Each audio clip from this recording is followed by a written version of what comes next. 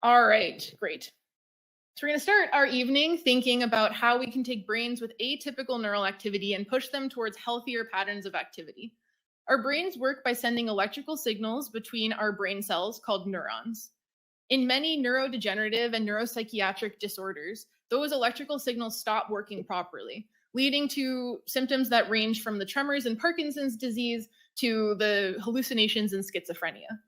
A growing field of neuroscience called neuromodulation aims to bypass these malfunctioning electrical signals by inducing healthier brain signals. And there are a lot of ways that we can do that. One of the most successful treatments, called deep brain stimulation, or DBS, has been used to stimulate the diseased parts of the brains of patients with Parkinson's disease. The patients undergo neurosurgery to have electrodes implanted in their brain, and regularly stimulating those electrodes can help patients with their tremors and improve their quality of life. But neurosurgery isn't the only answer. Today, our first speaker, Dr. Desmond Othies, is going to talk to us about another method called TMS that doesn't require electrodes be implanted in the brain. Instead, a magnet is placed over the head so that it can manipulate the electrical activity in the brain, with the hope that a treatment like this could be used to help people with disorders like PTSD or depression. Now, all of this might sound a lot like mind control, but Desmond is going to walk us through exactly how TMS works and why he thinks that is such an interesting new tool in his talk titled "Neuromodulation is Not Mind Control." Neuromodulation uses a lot of very cool tools and techniques, but we don't need any extra equipment to experience neurosci-fi.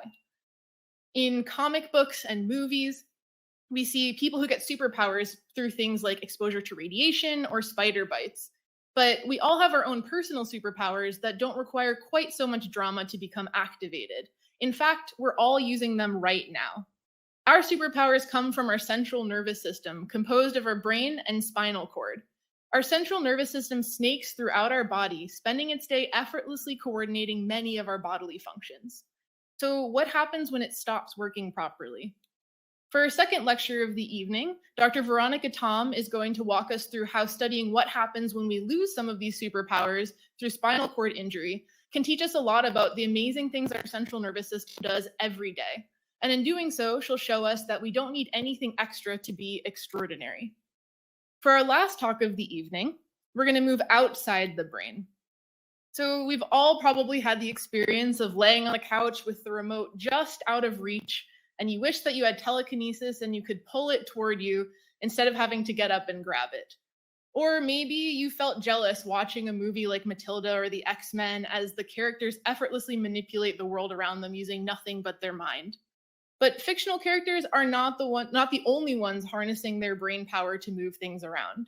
For decades, neuroscientists have worked on developing a technology called a brain-computer interface that records neural activity in real time and uses it to do amazing things like moving prosthetic limbs. Brain-computer interfaces work via an implant in the brain that records the neural activity. That neural activity is then fed to a computer where it's transformed into things in the outside world. Brain-computer interfaces have already been used to do amazing things like help paralyzed patients move robotic limbs or type words out onto a screen. And with Elon Musk's new Neuralink initiative, there's a lot more attention on this really important research. But brain-computer interfaces can do a lot more than just manipulate prosthetics. They can give doctors important information for things like seizures and brain injury recovery. And they could even be used to stimulate the brain.